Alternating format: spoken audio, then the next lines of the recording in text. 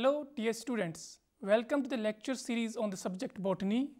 Today our topic is taxonomy and diversity of Asteraceae.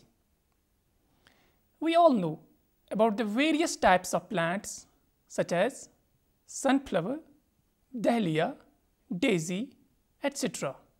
All these plants decorate our gardens and parks.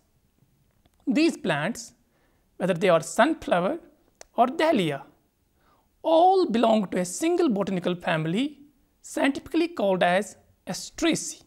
The Asteraceae is commonly known as composite family.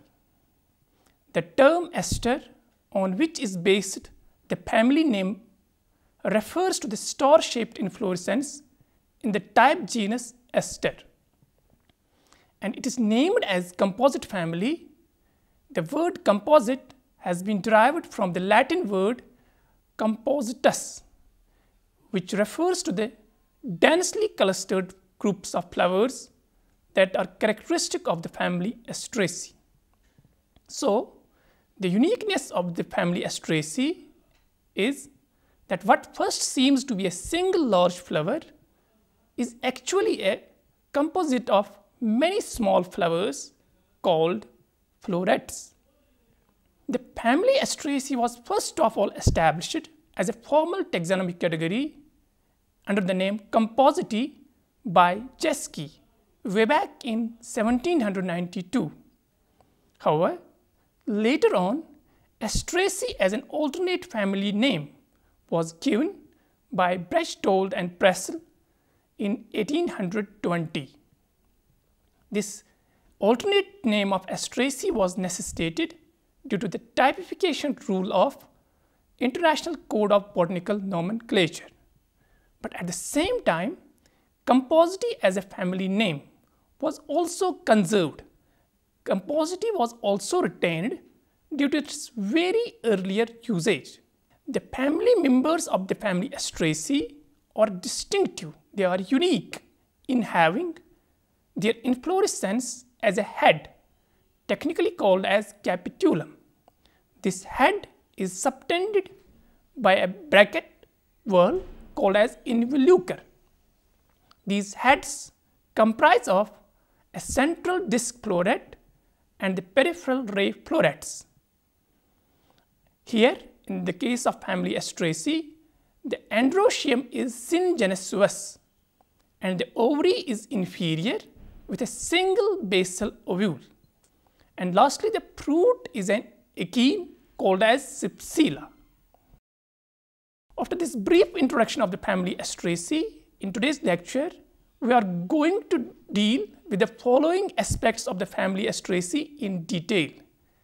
These are: number 1, taxonomy; number 2, systematic position; number 3, phylogeny; number 4, diversity; and 5th, the economic importance of Asteraceae.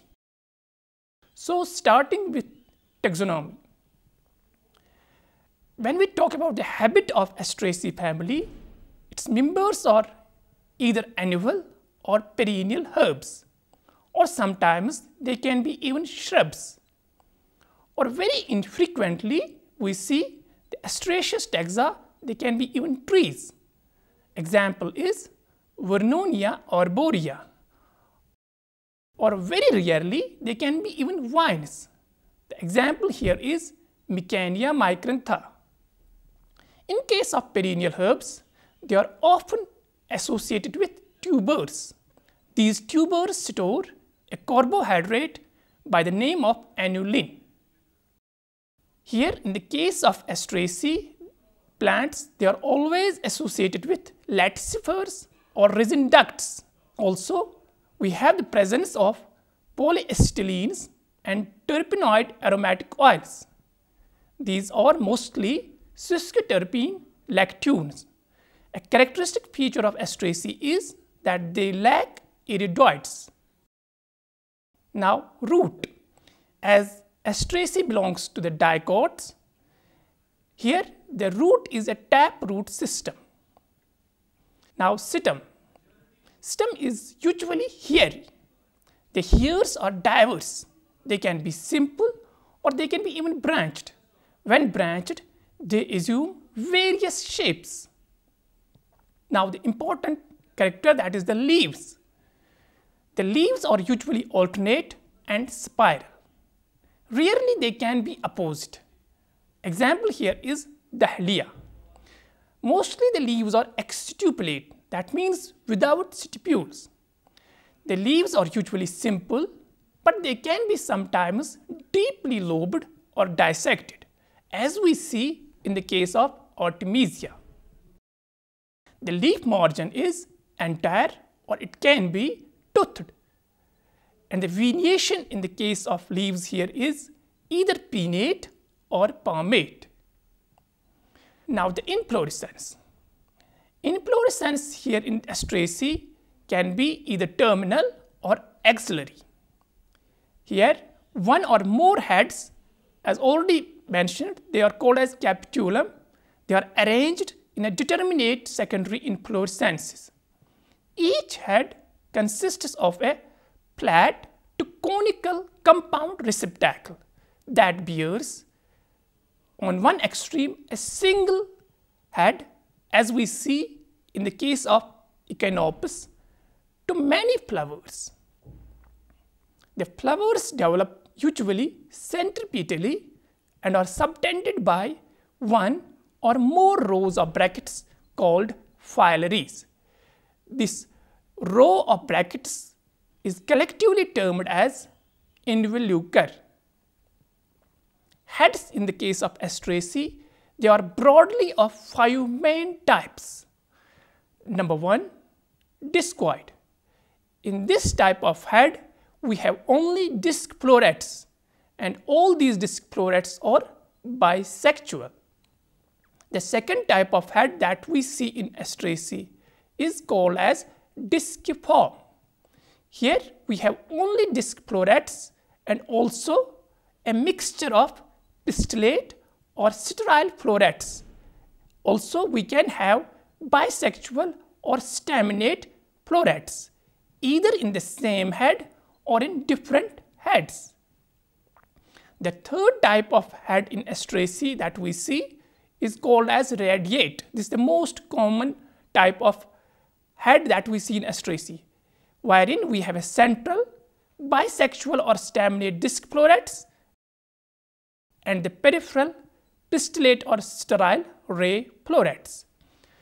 The fourth type of head is called as ligulate. Here we have all the florets in the form of ray florets. The fifth and the last type of head is called as bilabiate head, wherein we have all the florets having a shape of bilabiate. Now the individual flower. The flower in the case of Asteraceae is epigynous. It is bisexual, as we see in the case of disc florets or ray florets of a ligulate head, or sometimes they can be unisexual, as we see commonly in the case of ray florets in a ligulate head, which may sometimes be even sterile. The flowers are actinomorphic when we take the case of disc florets, or they can be zygomorphic if we take the case of ray florets. Each floret sometimes is subtended by a bracket known as chaff or bristles, as we commonly see in thistles. Now the individual part of the flower, starting with the outer whorl called as calyx. Calyx here is either absent or it can be modified into a structure called as pappus. This can be in the form of 2 or many persistent sepals. Sometimes these sepals can be connate. They can assume a shape of on, scale or bristles. These types of structures are hairy. Example is Suncus. Capillary. Example is Helianthus. Barbed, what we see in Bidens, or feathery. Example is Courese. Now the second whorl, what we call as corolla. Corolla here is comprised of 5 petals and its condition is sympatalous. It is usually modified into three structural types within the family Asteraceae. Number one, we call it as bilabiate. Here, the corolla is zygomorphic with a short tube having upper and lower lips, with usually 2 petals in upper lip and 3 petals in lower lip. The second type of corolla that we see in Asteraceae is a disc, where the corolla is actinomorphic with short to elongate tube bearing 5 teeth-like lobes. The third type of corolla is called as ray or ligulate. Here, the corolla is zygomorphic with generally short tube with a tongue-like flat extension bearing 3 to 5 apical teeth. After corolla, now we discuss androecium, the male part of the flower. It is comprised of stamens which are usually 5 in number. These are whorled, alternipetalous, syngenesious. Syngenesious is a special feature that we see in Asteraceae, wherein the filaments are free and the anthers are fused on the top. By this, they form a tube around the style. The androecium is also epipetalous. The anthers on the top of the stamens, they are basifixed with apical or basal appendages. The anthers, they are introse and the dehiscence is longitudinal. The anthers are commonly tetrasporangiate, but occasionally they can be also bisporangiate. The pollen grains are characteristic here in the case of Asteraceae, tricolporate. Now the female part of the flower, gynoecium, is comprised of 2 carpels and the condition is syncarpous. Ovary here is inferior and it is unilocular with a single ovule. This ovule is anatropous and unitagemic. Style is here solitary with apically 2 branches. The stigmas are 2, occurring as stigmatic lines towards the inner surface of the style branches. Placentation is characteristically here basal. Also, the nectaries are usually present at the apex of the ovary. Now, the fruit. Fruit in case of Asteraceae is called as achene, or more scientifically, technically, it is called as cypsela. Cypsela is basically a type of achene which is derived from an inferior ovary. The fruit is always covered by a persistent pappus at its apex. Sometimes this fruit can be flattened, winged, or spiny. In some taxa, an elongate beak is formed between fruit and the pappus. The seed here is single, embryo is straight, and endosperm is scanty. That's why it is called as X-albuminous. Now discussing its pollination system that we see in the case of Asteraceae. The tiny florets of Asteraceae are not readily apparent. In fact, the involucral heads usually appear to be a single flower.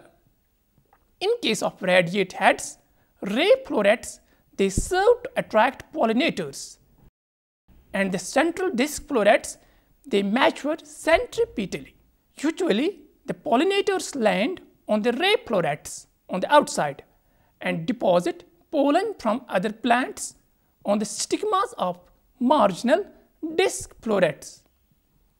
The filaments of many Asteraceae respond to touch by contracting abruptly to force the pollen out of the plunger mechanism, and they get attached to the pollinator's body. The corolla color is usually highly variable in case of Asteraceous flowers. The inflorescences are generally outcrossing and attract a wide array of generalist pollinators such as butterflies, bees, flies, and beetles. Some genera in Asteraceae have reduced flowers that are wind pollinated. Example here is ambrosia. And even some have heads which have been reduced to a single flower, but these reduced heads are then secondarily aggregated into compound heads. The typical example here is Echinops. Now, fruit dispersal. The achenes, that is the Cypsela, fruit of the Asteraceae of most members, are dispersed by wind because you have the pappus which functions here as a parachute. The flattened and often winged fruits, they assist in wind dispersal.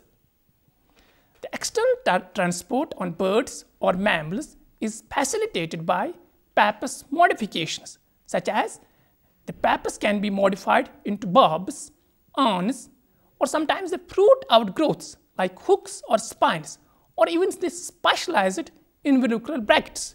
They help for the dispersal of fruits by birds or mammals.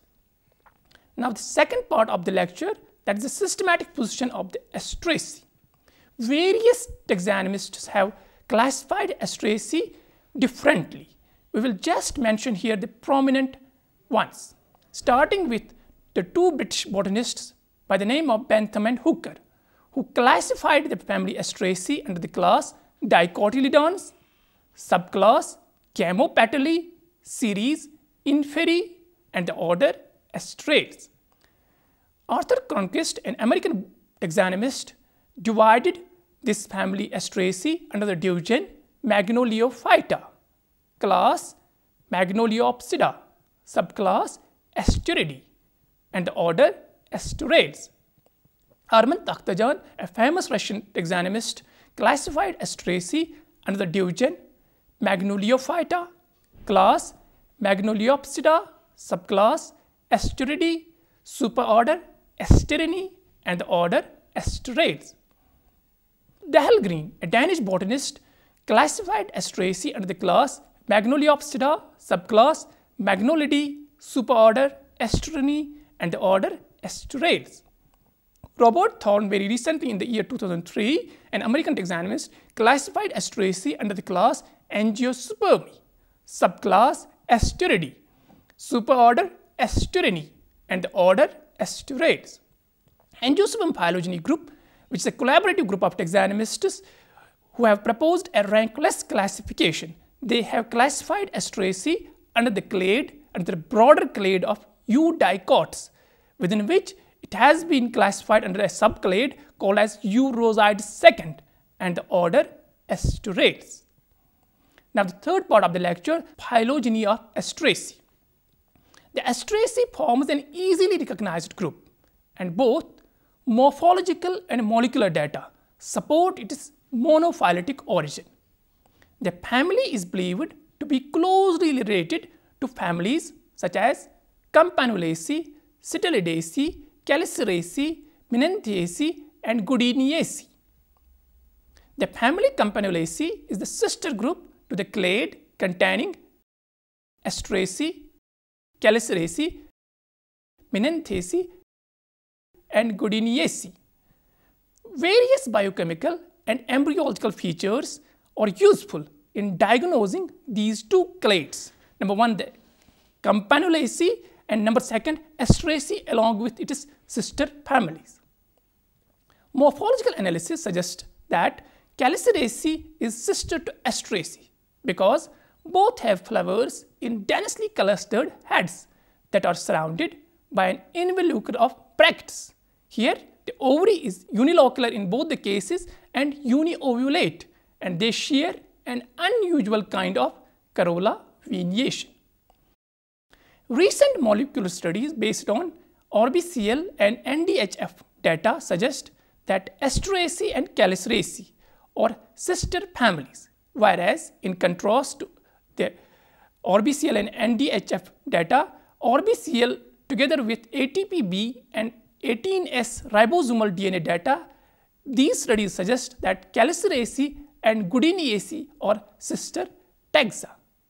Now, the analysis which were carried out both by combining morphological and molecular data, they strongly support that the Asteraceae and Caliceraceae are sister families. The family Asteraceae is broadly divided into several tribes that are often arranged in three main subfamilies. Number one, Barnardisoideae, which is a small South American group of mainly trees and shrubs. And this subfamily is characterized by a papillate style, lobed stigma, spiny sepsilla, and lack of chloroplast DNA inversion that is found in other two subfamilies. Number second subfamily is Courese. This subfamily is characterized by style branches with the inner surface stigmatic. Heads here are discoid, and here we have the presence of resin ducts and laticifers. The third subfamily and the most spacious subfamily in the family Asteraceae is Asteroideae. This subfamily is characterized by the restriction of stigmatic tissue to two marginal lines on each style branch.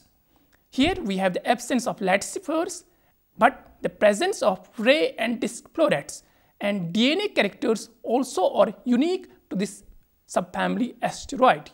Some of the morphological features that are taxonomically useful at tribal level, as I have already mentioned that many classifications have provided different tribal classification to the family Asteraceae. That's why many morphological features have been found useful at the tribal level classification. Characteristics like style branches, wherein we have the characters like location of stigmatic surface, presence of hairs or appendages, length and width, and the apex form.